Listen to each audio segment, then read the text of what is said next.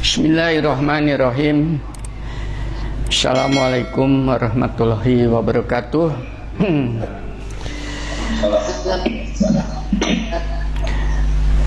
Saudara-saudara, bapak-bapak, ibu-ibu, pencinta kajian Bima Sakti dimanapun Anda berada saat ini, kita bersyukur kepada Ilahi masih dikasih kesempatan di dalam masa yang demikian sulit untuk berkomunikasi secara fisik, tapi kita masih bisa berkomunikasi lewat udara ini, yaitu melalui Zoom meeting. Mudah-mudahan kita cukup sabar untuk menghadapi ujian musibah pada bangsa ini. Malam ini saya spesial akan berbicara tentang sebuah judul yang sebetulnya sudah banyak dikemukakan oleh masyarakat, ya. Akan tetapi mungkin yang belum dikaji adalah kedalaman daripada judul itu tadi, yakni judulnya sederhana: Allah bersemayam di atas hati yang lembut. Tentunya hati manusia di sini, ya. Itu gimana? Kenapa sampai judul itu muncul? Dan ini setelah saya kaji di dalam Al-Quran, sebetulnya inilah esensi Islam. Ya, di sini esensi kemanusiaan tuh di sini. Ininya gagal dipahamin, maka ibadah apapun yang kita lakukan itu tidak memberikan sebuah nilai tambah bagi yang bersangkutan. Sebelum sampai kepada masalah itu, saya ingin menempatkan dulu hubungan antara Allah dan manusianya, karena di situ ada statement bersemayam di atas hati manusia. Jadi Allah dan manusianya ini tadi, ya, itu tadi. Tentunya pengertian bersemayam itu apa nanti di belakang nanti Anda akan paham itu tadi. Ya, ini. Tapi yang penting adalah apa hubungan antara Allah dan manusianya. Ternyata hubungan Allah dengan manusia itu sangat lekat. Kalau bahasa genetik itu linkage, atau bahasa syariah itu melekat, ya, tidak bisa dipisahkan. Ini, tolong ini disadarin, ya, oleh siapapun Anda yang belajar tentang pengenalan terhadap Ilahi. Saya ambil dari sebuah statement Allah itu sendiri. Anda bisa buka surat Syad, surat ke-38 ayat 72. Saya baca saja. Kemudian apabila telah aku sempurnakan kejadiannya. Nah, dalam hal ini kejadian ini adalah kejadian fisik, ya, walaupun konteks ini ada hubungan dengan Adam dan terulang lagi pada Isa Al-Masih. Tapi Adam adalah satu prototipe kemanusiaan. Setelah sempurna kejadiannya dan aku tiupkan rohku kepadanya. Nah, di sini Anda bisa melihat ruh Ilahi itu tadi langsung melekat pada tubuh yang sudah sempurna itu, tidak bisa dipisahkan. Maka di situ terjadi kehidupan. Tanpa itu tidak memungkinkan. Sehingga statement di bawah itu, maka tunduklah kamu dengan bersujud kepadanya. Ya, ini harus diambil bahwasanya kejadian manusia itu tadi ada unsur ilahi di situ. maka seluruh makhluk-makhluk ilahi yang lainnya disuruh sujud. Itu adalah mendukung fungsi ketuhanan yang terbawa pada manusianya itu sendiri. Di sana maksudnya, ya. Jadi sekarang Anda sudah bisa memahami bahwa pada diri Anda itu ada unsur ilahiyat, ketuhanannya. Ini coba dirasakan itu, coba dihargai diri Anda itu, coba dipelihara unsur ketuhanan itu tadi, ya. Coba dihidupkan unsur ketuhanan itu tadi, ya. Coba dijaga kehormatannya. Itu yang pertama.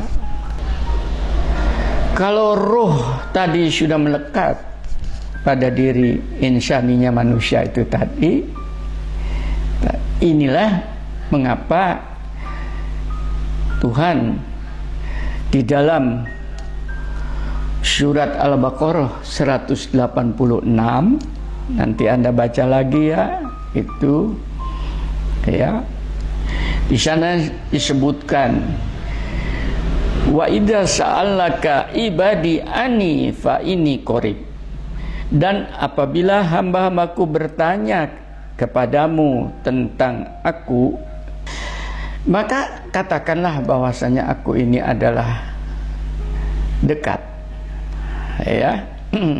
Itu artinya dekat itu tidak berjarak. Artinya dekat itu tidak berdimensi. Sehingga dengan demikian, dengan kata-kata ini saja harusnya seorang manusia itu tadi berusaha keluar dari ikatan-ikatan yang menyebabkan kedekatan dengan ilahi itu menjadi berjarak. Ini coba keluar dari itu. Makanya jangan kita terikat kepada makhluk tuh di situ, supaya kedekatan dengan ilahi ini menjadi semakin nyata.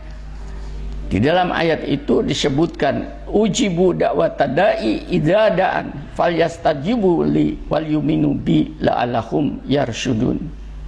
Aku kabulkan permohonan orang yang berdoa apabila dia berdoa kepadaku, maka hendaklah mereka memenuhi seruanku, beriman kepadaku agar mereka mendapatkan kebenaran.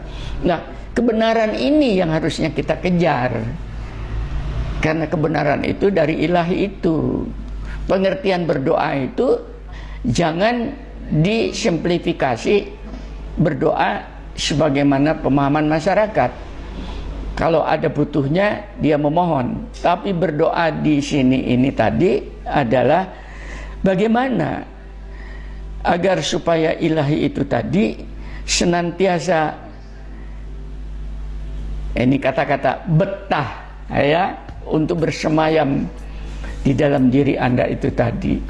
Maka kalau sudah kayak demikian, sudah tidak ada jarak dan ruang itu sendiri. Anda belum bicara, ya, maka sudah diketahui.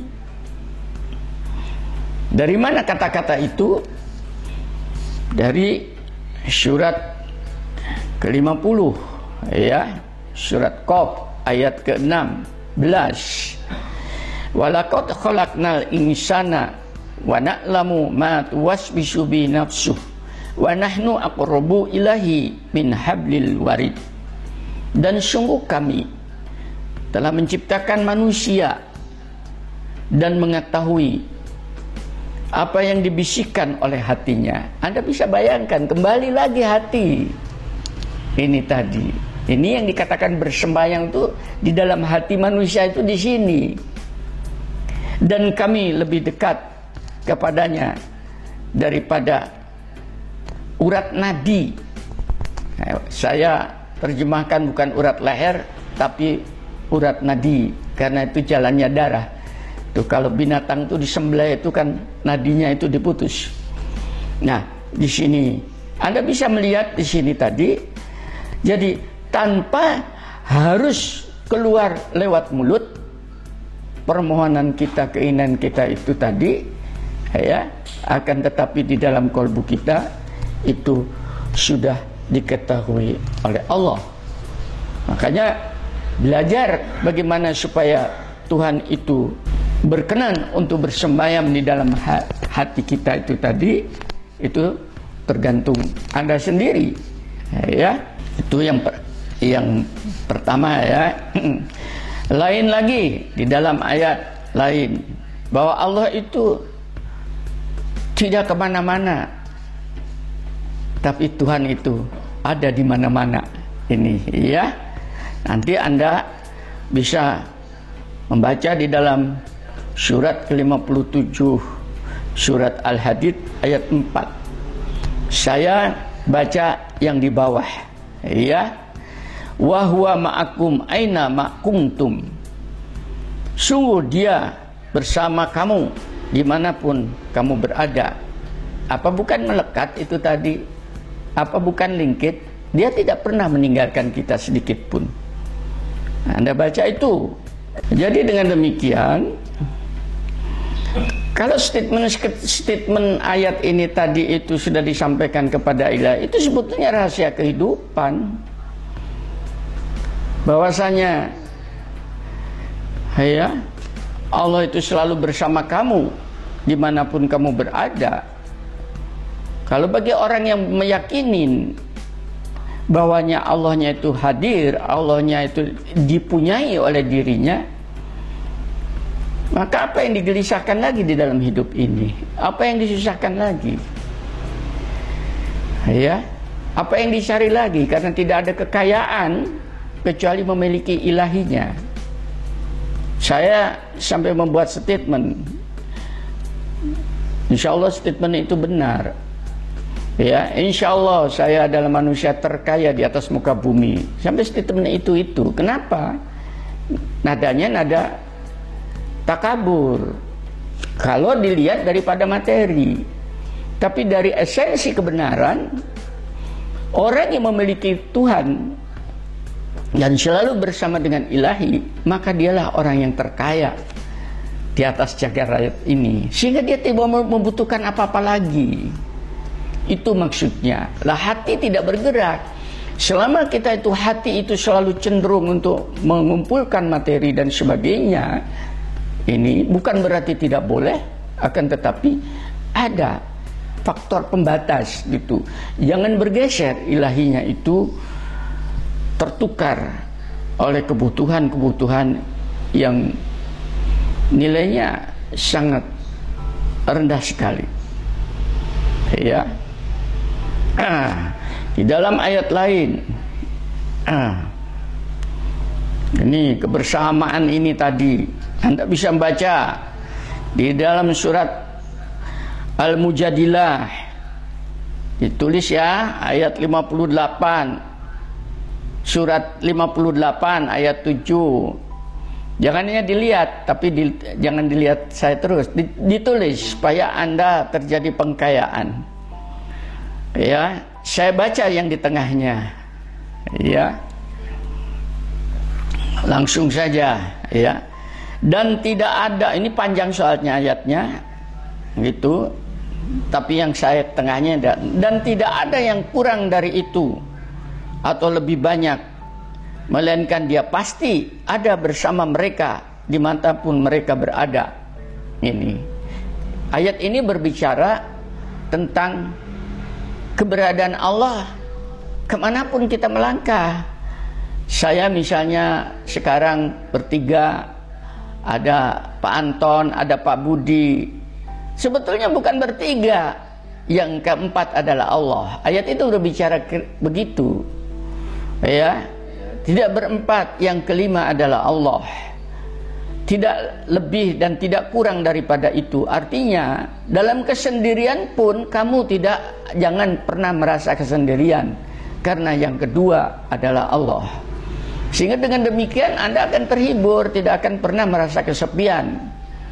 Ya, itu.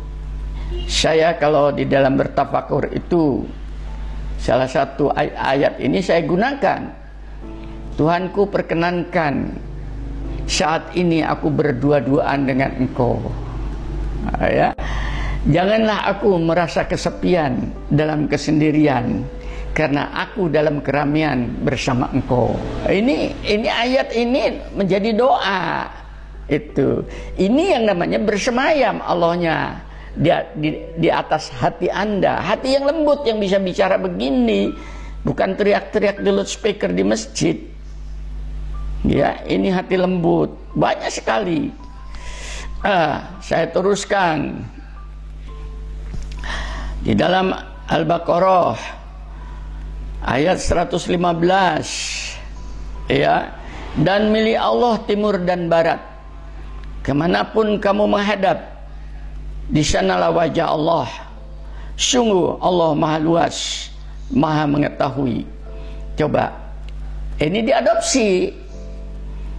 Kalau Anda bisa mengadopsi ini, hati Anda ini bisa merasakan, melihat kemanapun, ke atas, ke bawah, ke kanan, ke kiri dan sebagainya, maka yang terlihat adalah wajah Allah. Wajah Allah di sini adalah tentunya indirect di sini, karena untuk melihat wajah Allah sesungguhnya itu bukan saatnya, bukan dimensinya. Tapi begitu Anda bisa merasakan secara indirect dohirnya wajah Allah di dalam kehidupan ini, itu artinya hati Anda sudah betul-betul bersentuhan melihat wajah ilahi, sekalipun berada di balik tabir kerahasiaannya.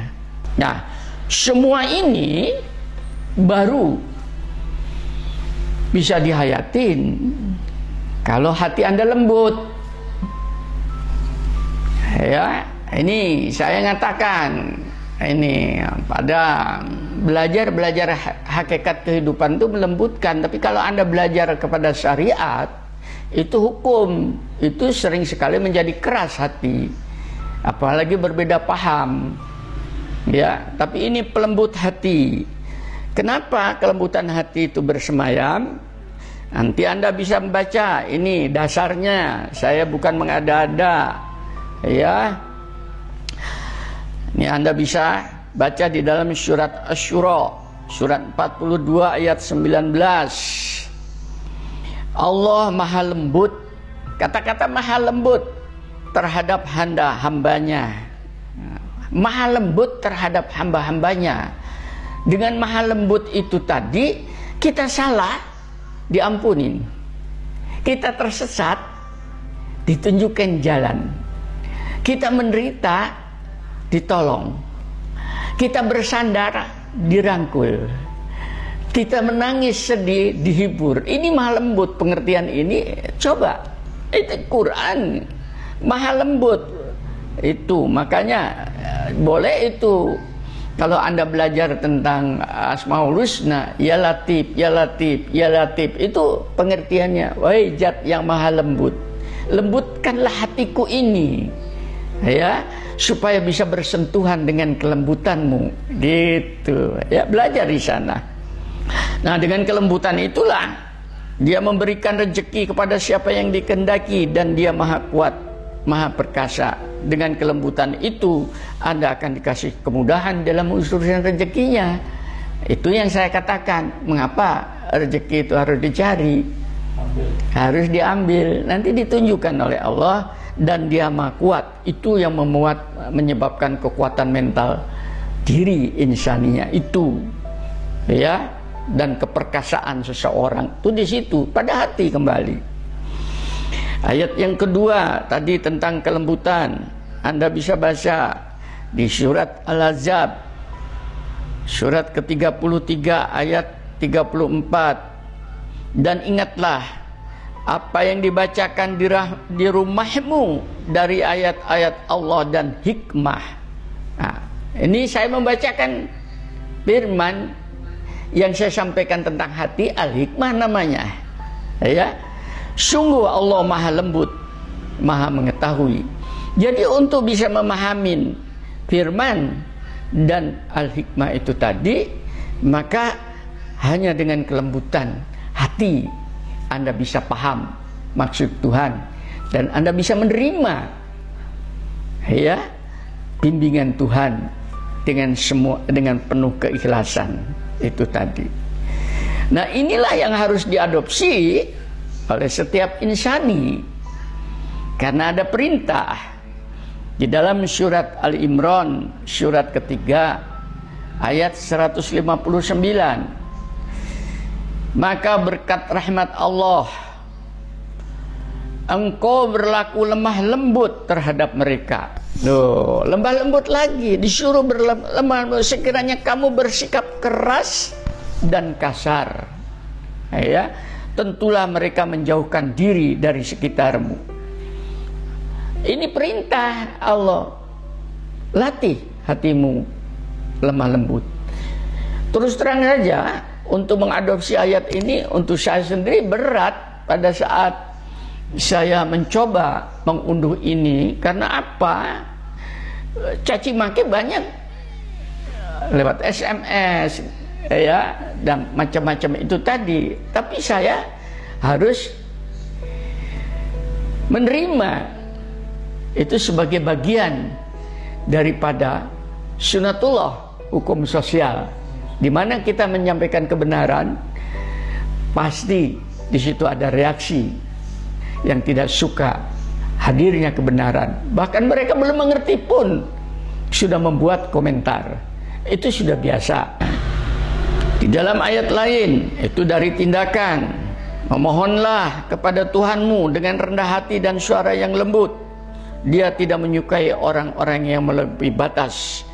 Itu di dalam ayat Al-Arab 50, surat 55 tadi, ya.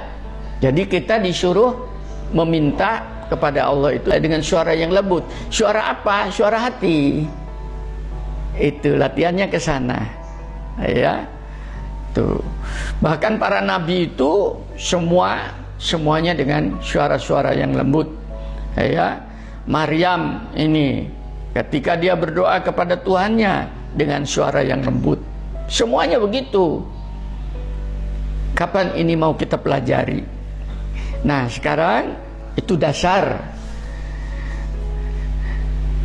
filosofisnya, dasar pemikirannya, dasar syariatnya dari ilahi seperti itu. Jadi saya bukan mengada-ada, tapi memang ada di dalam firman-Nya itu. Apa artinya Allah bersemayam di atas hati yang lembut? Tadi kan kata-kata bersemayam, ya. Apakah dia duduk? Apakah dia nongkrong? Bukan begitu. Yang dikatakan bersemayam di situ adalah faktor ilahiyatnya yang mendominasi rongga dada Anda. Faktor ketuhanannya ini yang akan memancar dari rongga dada Anda pada kolbu Anda, ya. Yang pertama tentang ilmunya itu. Jadi dengan demikian seseorang yang sudah disemayamin oleh ilahi pada hatinya yang lembutnya itu tadi, dia akan digerocok pengetahuan ilahiyat yang dianggap memadai untuk yang bersangkutan. Anda bisa baca di dalam surat kedua ayat 255. Ini yang biasanya ini ayat kursi, ya. Itu tadi.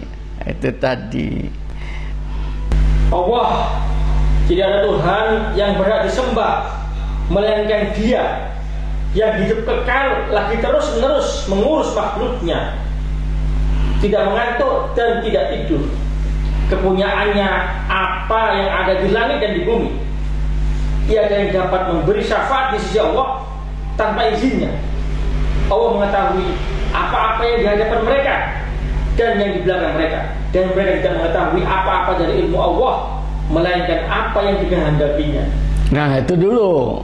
Jadi Allah mengetahui apa yang di depan, artinya nasib kita kemana, apa yang di belakang, ya, yang kita tidak tahu, dan tidak ada seorang pun yang mengetahui. Jadi pada dasarnya pengetahuan kita itu adalah pemberian ilahi. semakin kita itu hati itu layak untuk ditempati ilmu Tuhan, maka akan semakin luas pengetahuan kita. Itu yang dinamakan menjadi orang bijak.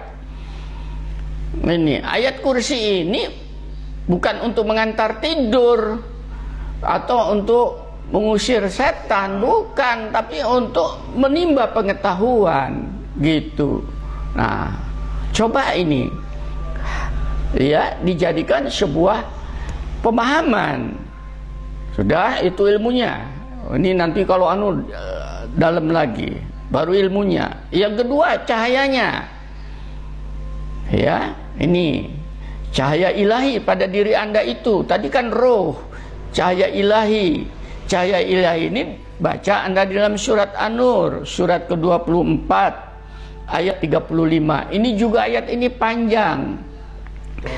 Ya, tapi nanti Anda baca sendiri. Ada kata-kata nur ala nur, cahaya di atas cahaya. Itu artinya apa?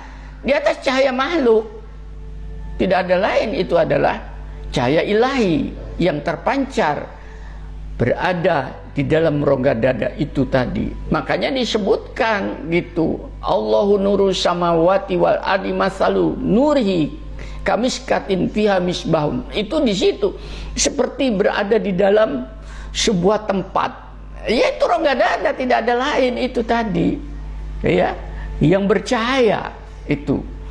Nah, itu dilatih cahaya itu. Kalau Anda sudah bisa memanfaatkan cahaya ilahi dan ilahinya itu tadi dalam tanda petik betah, ya, Anda layak untuk disinari oleh cahaya ilahi itu tadi, maka Anda tidak akan pernah terjebak oleh cahaya makhluk. Cahaya makhluk itu, keindahan dunia ini tidak menyebabkan Anda lupa daratan, ya, karena Anda telah melihat cahaya di atas cahaya yang jauh lebih menjanjikan. Dua, yang ketiga, ini bersama yang di atas itu tadi, itu ada kehormatan sebetulnya. Seorang yang lembut hatinya tadi, maka dia akan mendapatkan kehormatan. Nah, harus dijaga. Ya, caranya gimana untuk menjaga kehormatan? Anda bisa membaca ya di dalam surat 25 ayat 72. Di situ kita disuruh ketemu dengan orang-orang yang bodoh, ya. Maka hindarilah, tinggalkan itu tadi untuk menjaga kehormatan diri. Ini saya adopsi, makanya saya di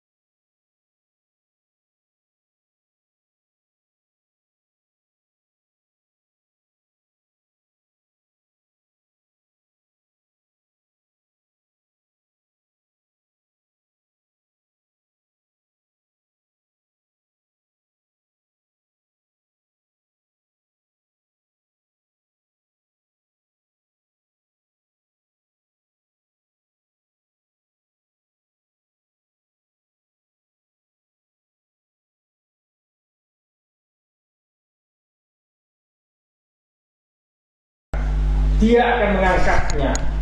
Adapun orang-orang yang merencanakan kejahatan mereka akan mendapatkan azab yang sangat keras dan rencana jahat mereka akan hancur.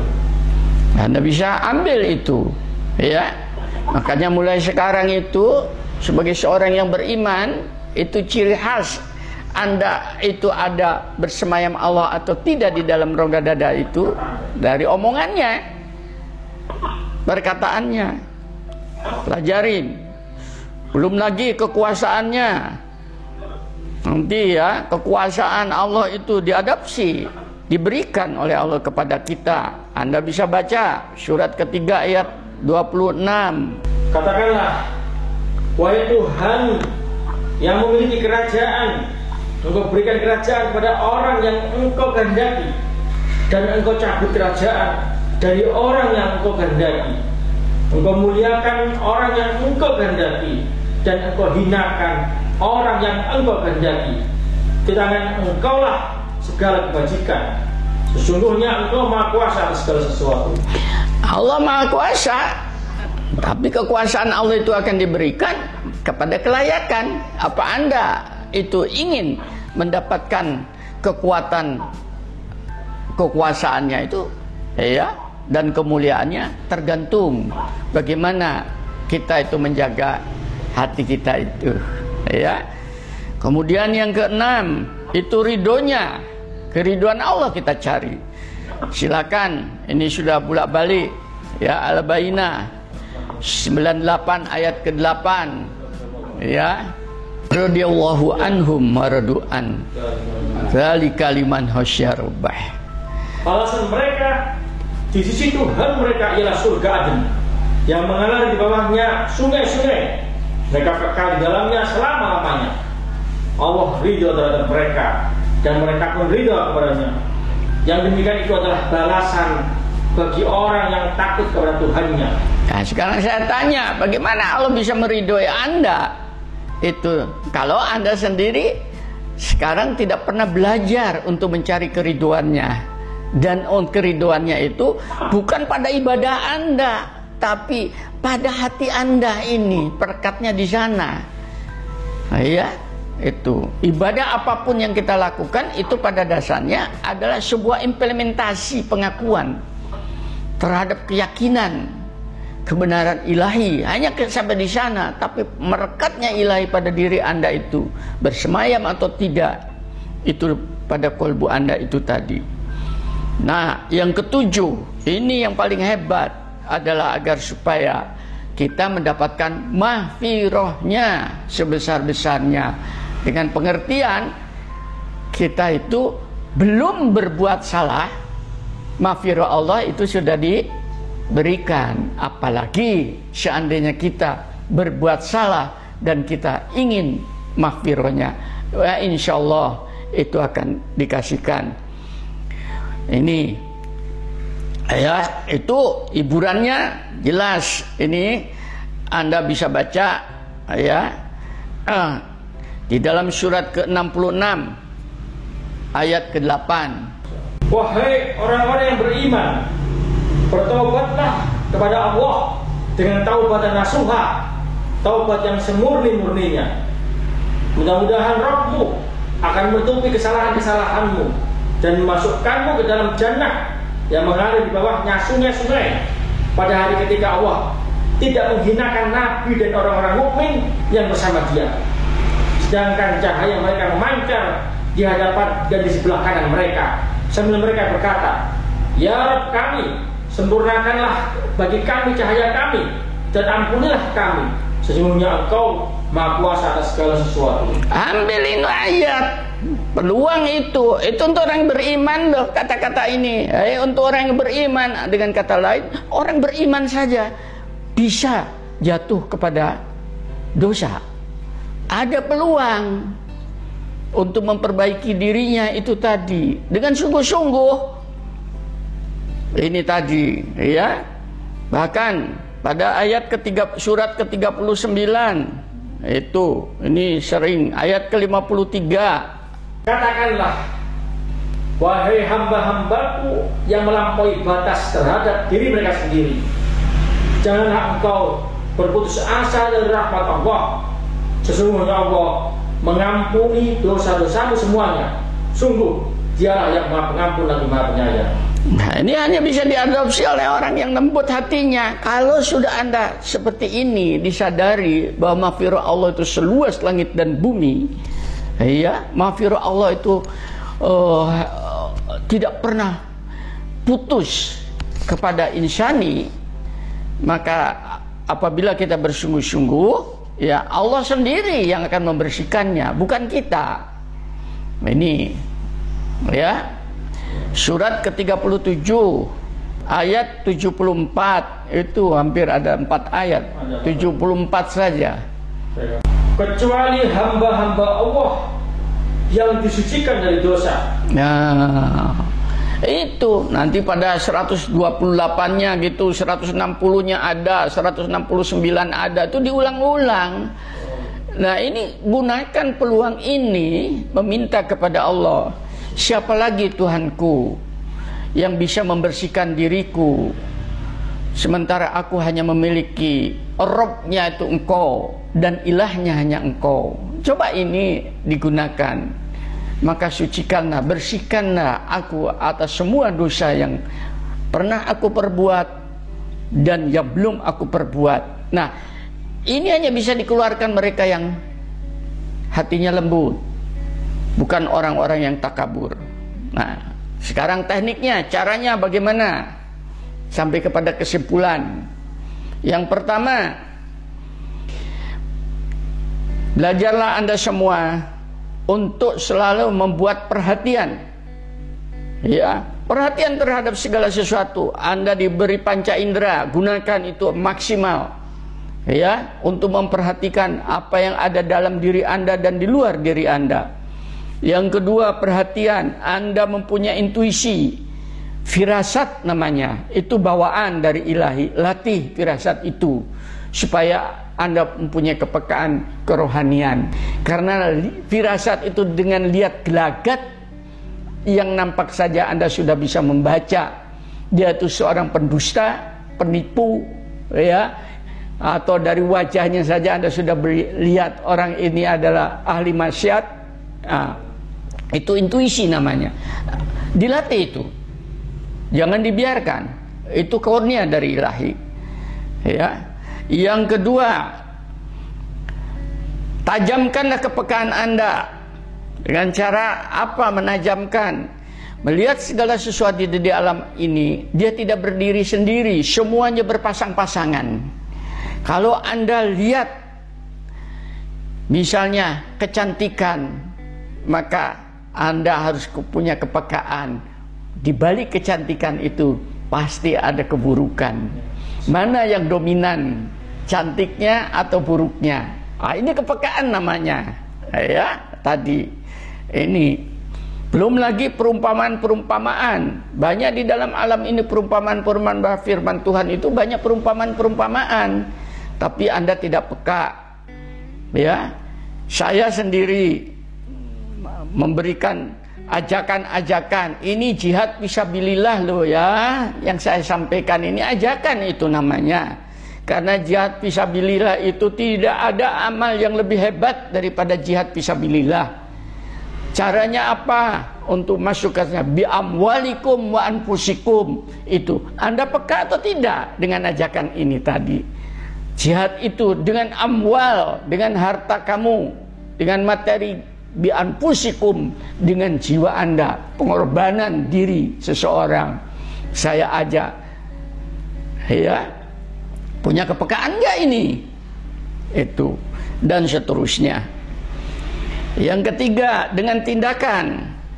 Anda untuk bisa bertindak memerlukan pengetahuan, ada kesempatan, Anda punya keterampilan, ya, dan mungkin silaturahim dengan sesama, karena tidak semua bisa kita take over sendiri. Saya untuk tindakan seperti ini, walaupun tangan saya ini sakit di rumah ini, tiap hari saya bercocok tanam di halaman rumah ini, ya, itu berupa tindakan-tindakan agar supaya menjadi sebuah amal kesolehan, pengetahuan tentang bercocok tanam karena ilmu saya, kesempatan karena saya dikasih kesehatan, keterampilan, wa insyaallah ya itu merupakan keterampilan saya sejak mahasiswa. Silaturahim yang tidak tahu saya tanya kepada teman yang tahu, akhirnya menjadi sebuah produk amal kesolehan. Yang keempat, didokumentasi, ditulis, dicatat, difoto, di video seperti sekarang ini. Ini tindakan didokumentasikan ya bersama-sama dengan Anda, dimasukkan ke dalam YouTube. Wah, insya Allah itu semua tadi akan semakin melembutkan hati kita. Didokumentasikan itu dicatat ya, dicatat. Saya alhamdulillah karena saya punya kepekaan, sejak saya mahasiswa itu dokumentasi saya lengkap, foto-foto dan sebagainya, sehingga saya setelah tua bisa mengupgrade dokumen itu menjadi sebuah pengetahuan ya, di foto, di video seperti ini.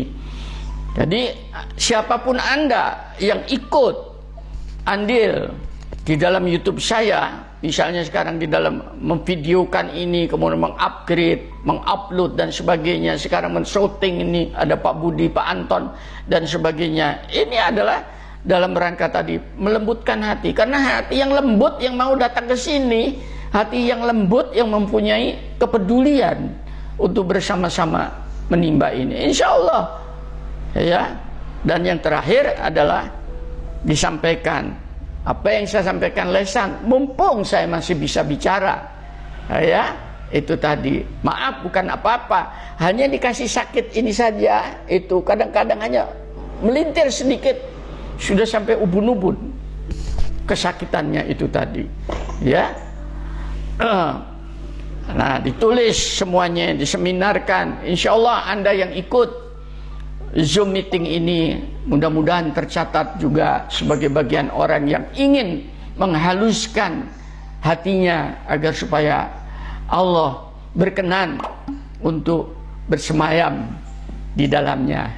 Demikian, alhamdulillahirabbil alamin. Assalamualaikum warahmatullahi wabarakatuh.